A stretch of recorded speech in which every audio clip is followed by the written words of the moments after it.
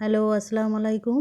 আজ আমি একটি পিঠা তৈরি করব, যার জন্য আতপ চাল, আলো চাল যেটাই বলেন না কেন সেটা নিয়ে নিয়েছি। এর মধ্যে একটু লবণ দিয়ে দিলাম এবং প্লেন জল দিয়ে ওটাকে আমি গুলে নেব।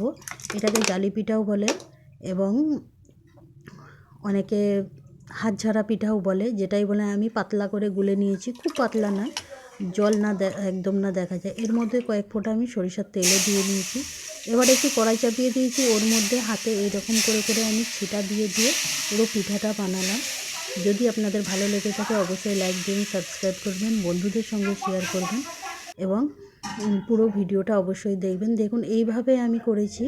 এরপর কত সফট, কত নরম, একদম জালি জালি পাতলা পাতলা হয়েছে। এভাবে আপনি মাংস ঝোল দিয়েও খেতে পারেন কিংবা ডিম ভাজা দিয়েও খেতে পারেন, যেভাবে খুশি। আজ তাহলে এ পর্যন্তই। আমি পিঠা বানাতে থাকি, আপনারা দেখতে থাকুন।